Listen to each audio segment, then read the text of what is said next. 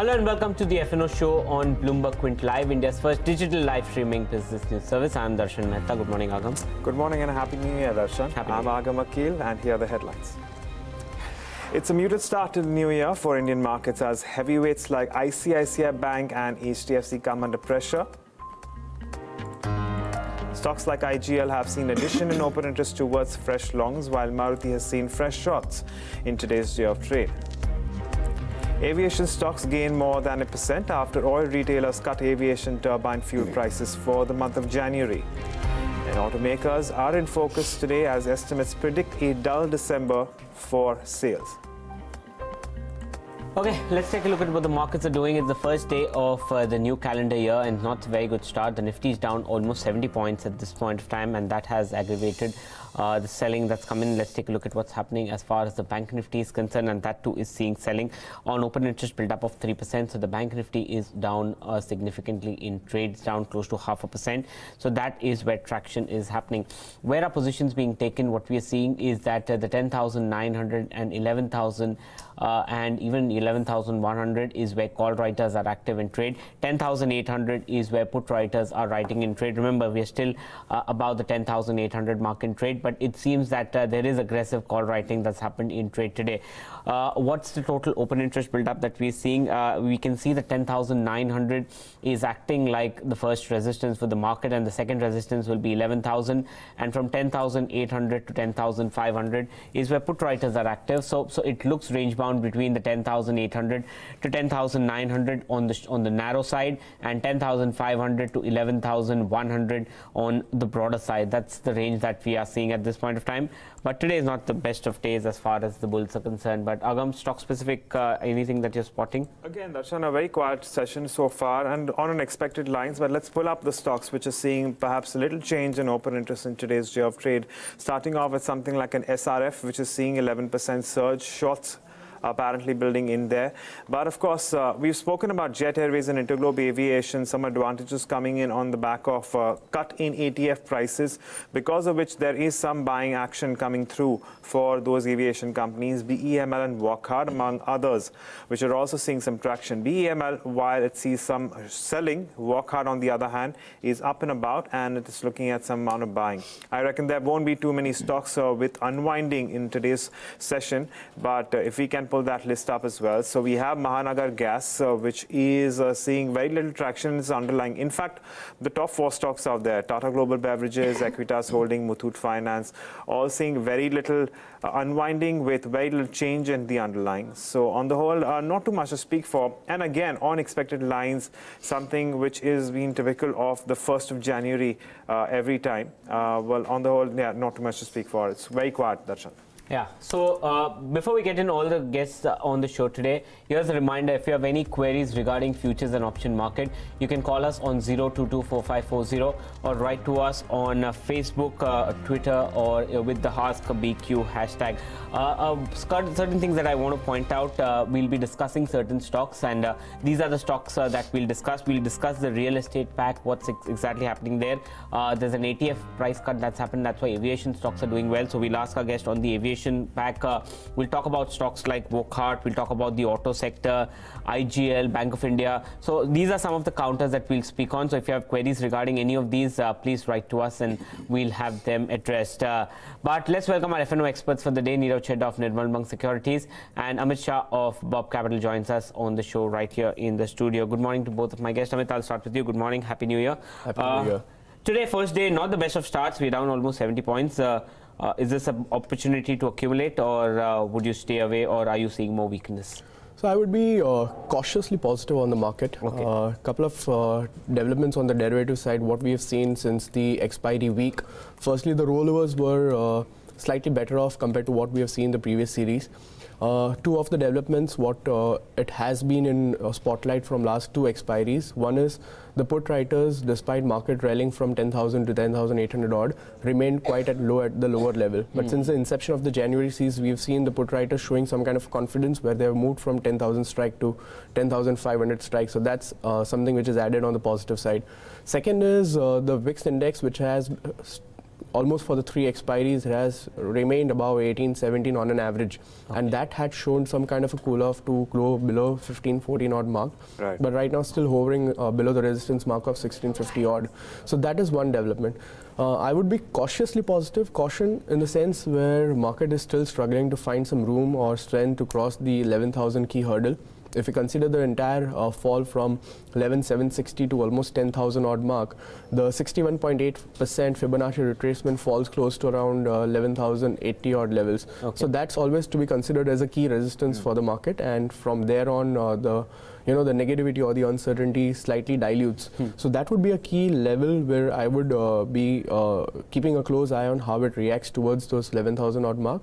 But so my strategy is clearly where would be buying on strength, where I believe if it crosses 10,900, that's where you can enter into a future trade or a covered call kind of a strategy. Now, even on the call writing side, we have seen the call writers moving from 11,000 to 11,200 strike.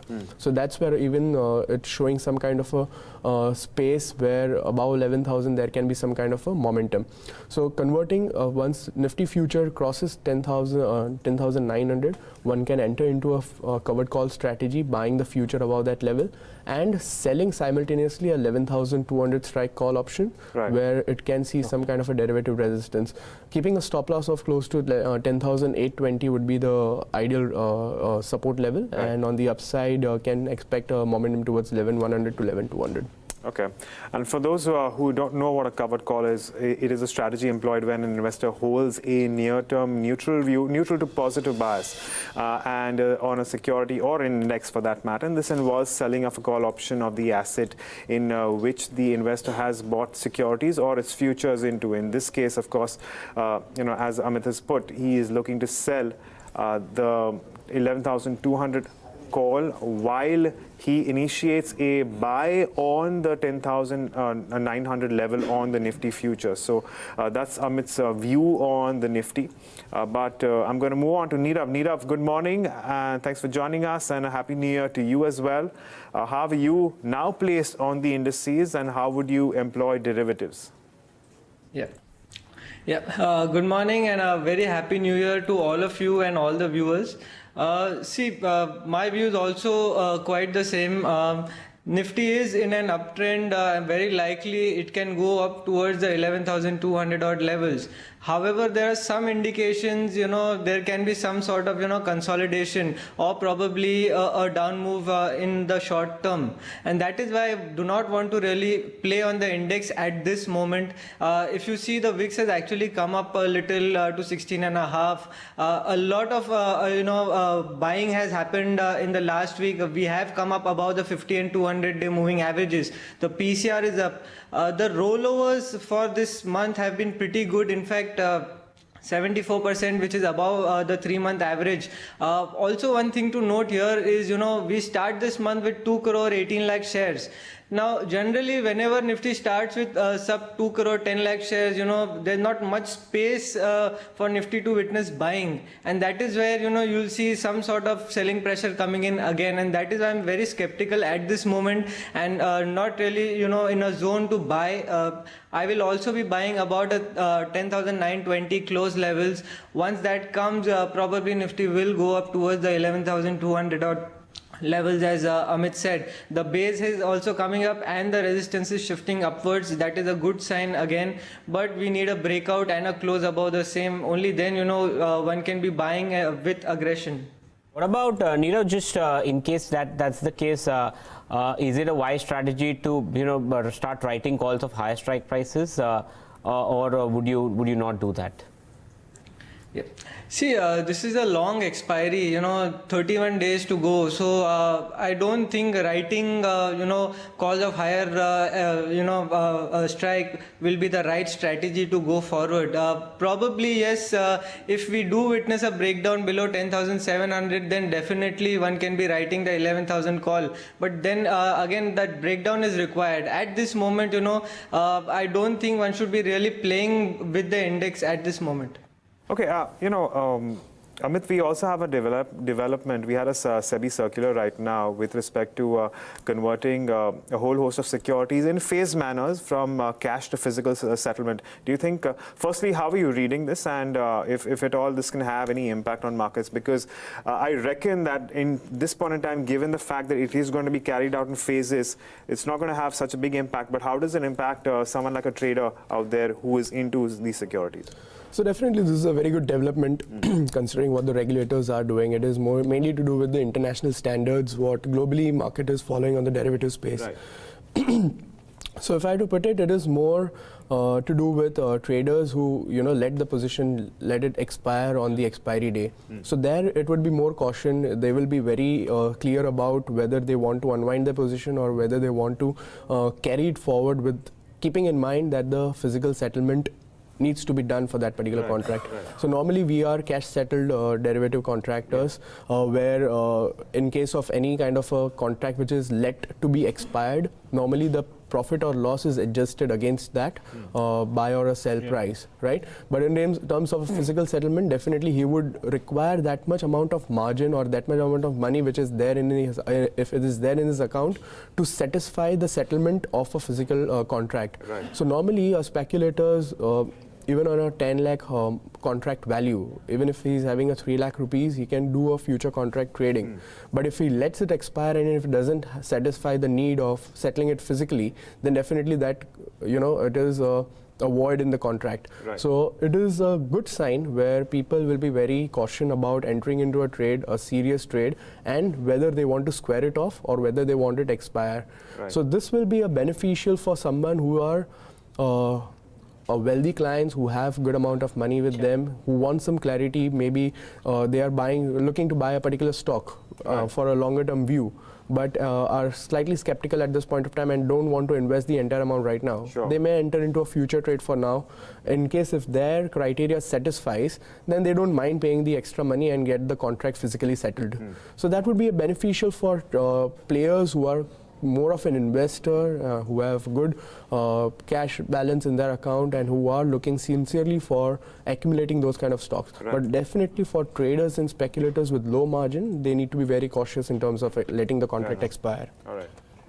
Okay, well, on that note, we're going to go across and take stock strategies from our experts. And Nirav, I'm going to come back to you. How are you playing stocks at this point in time? What stocks do you like? What's on your radar? Yeah. See, both the stocks you talked about in the morning, first is MGL. It's a buy. It has witnessed a breakout above the 900 levels. I believe it can go up towards the 925, 930 levels pretty soon. The trend for this stock has actually changed to positive after a long time. Medium term, it can really touch 1,000, 1,200 odd levels probably in 6 to 8 months time. So for trading, one can buy with a stop loss of 885 and a possible target of about 925. The second one is a sell call on BEML. BEML has witnessed a certain amount of short positions. In the last 2 weeks, there was some considerable amount of volumes which have taken place, and those have been taken place near the highs. So I believe it can actually come down towards the 880, 870 odd levels now. From a trading perspective, there is short creation which is clearly visible. So one can sell at current levels with a stop loss of 915 and a possible target of about 880, 870. Okay, pull up Maruti. The auto sales numbers are out. Pretty poor set of numbers. 1,28,000, if I'm not wrong, just let me have it. 1,28,838 is the estimate, the number that has come out. The estimate was 1,34,000 units. So Maruti now at the day's low. Not the best of numbers that is there. Clearly extremely weak set of numbers that's coming in from Maruti, and we will discuss the auto sales, auto stocks also, which actually haven't been doing well. So Maruti, the leader, has disappointed as far as sales is concerned. So what does that mean for the entire auto sector? It's down almost 0.8% at this point of time. Amit, let's start with your. Before I go to you, do you have a view on Maruti? How does the chart look? So overall, the auto space, I don't have much stronger view considering the technical formation what it has formed. And in fact, Maruti has just given a trend line breakdown, which is close to 7,500 odd. So unless and until on the upside, where the slight comfort for the short term is, which is seen at 76.50, unless that is not crossed, I feel the stock can see some lower top, lower bottom formation from here on, where on the downside it has the next support at 7,200. Okay, fair enough. Amit, then let's talk about your stocks which you have on your radar. What are you recommending? So I'm recommending a buy on L&T. Now this is purely for a trader as well as for an investor, where I believe relatively, despite of the market uncertainty what we are seeing at this point of time, this counter can see some outperformance over 3 to 6 months time frame. On a shorter term time frame, the stock has seen a very good rollovers moving to the January series and has seen a decent rise in the open interest as well. So it has given it is attempting to give a breakout above 1460, 1455 odd, and has been making a good higher top, higher bottom formation since the time it has started moving from 1200 odd mark. I recommend to trade with a stop loss close to 1425 for short-term traders. On the upside, the more it sustains above 1450, the stock can see some strong momentum immediately towards 1500 levels on the higher side. On a positional front, I believe the stock has potential to head towards 1600 to 1650 levels on the higher side. My another recommendation is Concor. The stock has seen some sideways rollovers moving on to the January series, but however, if you see yesterday, the stock has given a breakout and the open interest had spiked to 10% odd. So that shows that the long bets are added into the counter with the price breakout happening at around 670 odd levels. So the more it sustains at this level, I believe the stock, after a decent amount of time since the stock had corrected towards 550 odd, is now in a buying territory, where the more it sustains above 680, 690 odd level, it can see a good breakout towards 740 to 745 levels on a short-term basis. I recommend with a stop loss around 670 and for immediate target towards 720 on the higher side. Okay, so these are the stocks. Let's get started with the other stocks that we want to speak about. We'll start with, since Maruti's come out with its numbers, we'll start with the auto sector. That's losing its sheen. Maruti's at the day's low. M&M seems to be seeing a lot of selling, and over the past few days, we have seen that a lot of two-wheeler companies have seen selling pressure. We asked Amit about his view on the auto sector. Nirav, what's your view on the auto sector? What's the top buy and what's the top short according to you on this sector? Yeah.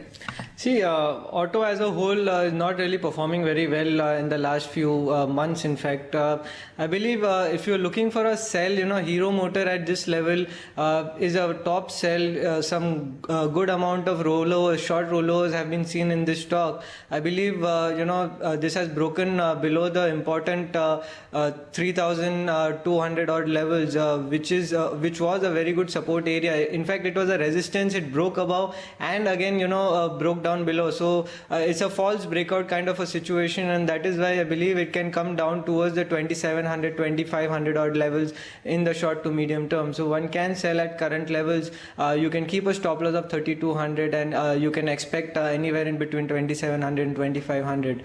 The top buy, is a little confusing here. If I see the whole sector, there are not many stocks which come out as buys. The only stock really which is in consolidation is TVS Motors, and one which I feel is now finished selling is Tata Motors. So out of the two, as of now, none will be a buy call, but I'm waiting for breakouts in both. For TVS Motors, 570 is the breakout level. If it closes above 570, you can actually witness a good amount of buying support, which can take it towards the 625, 630 odd levels. In Tata Motors, 182 is an important level. So once that is closed above, you can see some sort of buying again returning in Tata Motors, and it can be going up towards 210, 220 odd levels. And the thing about TVS Motor Company specifically, it's been in a very tight range over the last 2 months. It's around 520 on the lower end, and on the higher end, it's around 580, no more than that. So, and of course, according to suggestions made by Nirav, should we see a move above 570, 75 odd levels, then it is likely to move up higher. But we're going to have to wait for those levels to come through. That said, we'll move on and take stock of some other, well, I would say, moving sectors. I wanted to pull up something like a PVR because PVR has been gaining a lot of traction. Of course, there's a lot of fundamental news coming through because of changes in the industry with respect to GST rates. And besides that, we also have to remember that on the downside, there were a bunch of big blockbuster movies which were expected to do well, but they haven't. And that's the reason why there's so much volatility in PVR. When it comes to, of course, its futures, it isn't doing too much today. But I was actually curious about how it was doing with respect to its the month gone by. And if you actually see the way PVR has moved since October, since the lows of around 1100, this is in October, about 3 months away, it is now at the levels of nearly 1600 rupees per share. On a 1 month basis too, it has gained around 10%. So it certainly has seen a lot of strength, well above its daily moving averages. This is when a lot of other mid-cap stocks are struggling to, move around within your crucial DMAs. I'm going to take this question with you, Amit. How are you reading cues on PVR, and would you perhaps initiate fresh longs even at these levels? Yes, so this is in my buying radar from quite some time, and I would definitely initiate a long idea once I find a comfort level around 1565, 1575 odd mark, where the risk reward will be more favorable from there on. If you look at the rollovers, and since last 6 months, the stock has not seen such a strong rollovers over last 6 expiries. The rollovers were almost 99% of the contracts to the Gen series. So that has been the highest. So overall, the rollover strength has been seen in the space. It is just kind of taking a breather here, where I feel there can be some time consolidation, taking support around 1560 odd band. But the moment it starts hovering back above 1600, I feel the stock has a lot of potential for 8 to 10% further rally from here on. Okay. Okay, that's the view that's coming in on PVR. Let's take the next one, and that is Wockhardt. Over the past few days, I've seen that pharma as a sector has been doing well. It's not outperforming as such, but it's not falling also. Wockhardt is seeing decent open interest build up of 6%. It's up almost 1.8%. Nirav, what's your view on Wockhardt? If you like Wockhardt, and if you want, is there any other stock in the pharma space that's catching your eye? So first on Wockhardt and the pharma space. Yeah. See, as per Wockhardt, it is on the brink of, a breakout. It is a long-term breakout. Its basic trend is a long-term trend is down. So it is a bearish trend that it is going on in. But, if it breaks out above the 565 levels, and closes above the same week-on-week basis, that does mean, it has broken out above its trend, and, the long-term trend would then change to positive, and that is what I'm waiting for. Actually, the volumes are there, the rollovers are there, but again, I need that breakout, because if that breakout doesn't come, there is potential for Wockhardt to again fall down towards its lows of 480 odd. So this breakout is very, very important. I know it is quite far from current levels. As of now, I can leave out 30 rupees because I know I can gain about 200 300 rupees once the breakout comes. Looking at the pharma space as a whole, yes, it is in a good consolidation. Lot of stocks have actually moved up like DVs, but the stocks which have most potential right now are actually Star and Sun Pharma.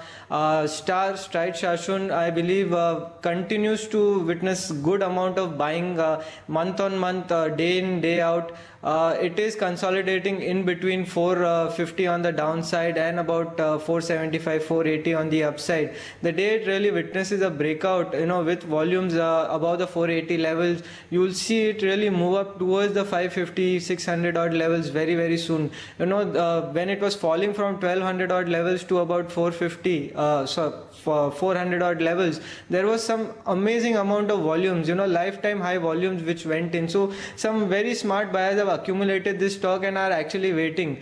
I believe this stock can again reach 700, 800 odd levels pretty soon. So one should be looking to buy this stock, from a medium term perspective as well. Okay, so that's Nirav's view on the entire pharma pack, and of course he's offered views on Wockhardt specifically, which has been buzzing.